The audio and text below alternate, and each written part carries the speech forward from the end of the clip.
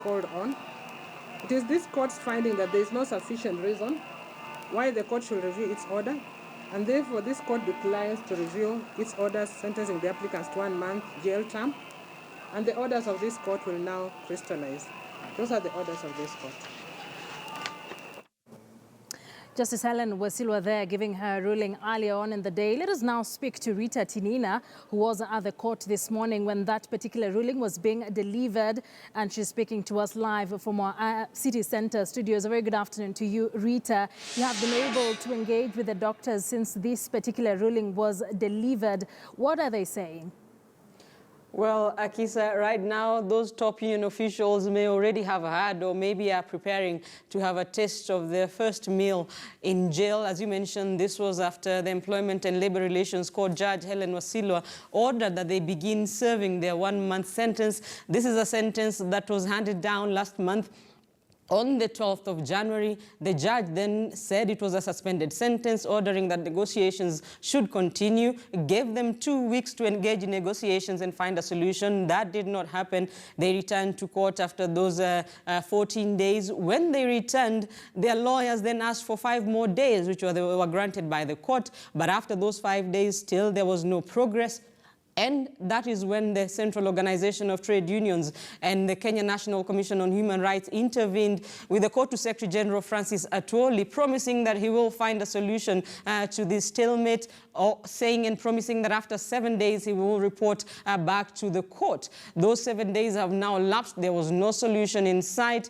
And so the judge has ordered that those top union officials, 7 of them, the chair, Samuel Oroko, his vice chair, the Secretary General, Dr. Uma Oluga, his deputy, the treasurer, and 2 assistant treasurers, are now going to serve their jail term, that 1-month sentence. The 5 gentlemen are currently at the Industrial Area Police Station. The 2 ladies will be serving their sentence at the Langata Women's Prison. And so the obstacle right now, or the problem right now, is how do the negotiations then continue? These are the top officials who are on the negotiating table together with the government, the Council of Governors, the SRC, the Public Service Commission, and now the negotiating teams that joined in the case as interested parties last week, that is KOTU and the Kenya National Commission on Human Rights. These are the officials that were mandated to engage in the negotiations. And so now with the officials behind bars, what will happen?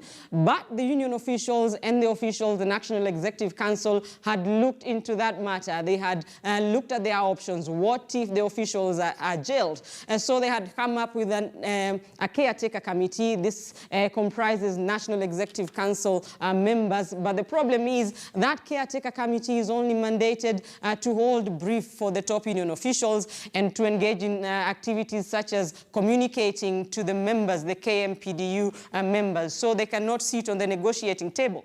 Meaning, even if negotiations continue, one party, which is the major party, the biggest party in this dispute, the doctors, may not be represented in the negotiations, and so the talks as of now may not be able to continue. So when the judge issued this ruling, the union officials were taken away to jail, the Industrial Area Police Station, as well as the Langata Women's Prison. Outside, several doctors had gathered there, chanting, waving placards, whistling.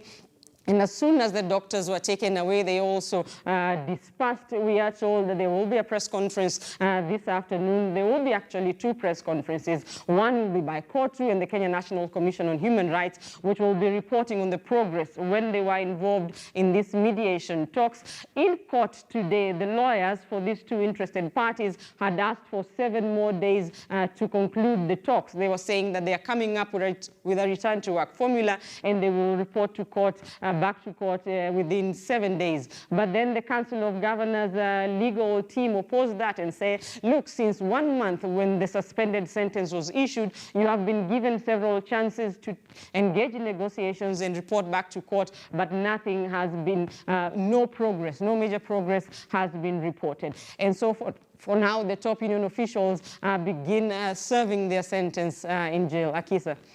Rita, it seems their colleagues, the clinical officers, will also be joining them on strike. Yes, Akisa, this may set a precedent in the medical field for practitioners. The clinical officers were also at the Employment and Labor Relations Court this morning. What they are pushing for is the registration of their union, that is the Kenya Union of Clinical Officers. And they say once the union is registered, then they will be able to press for their demands to be implemented. But they are also arguing that since the doctors went on strike, that was on the 5th of December last year, the clinical officers went on strike on the 7th, but they called off their strike on the 11th of that month to be able to help patients in public hospitals. They say they have been holding brief in hospitals since the doctors went on strike.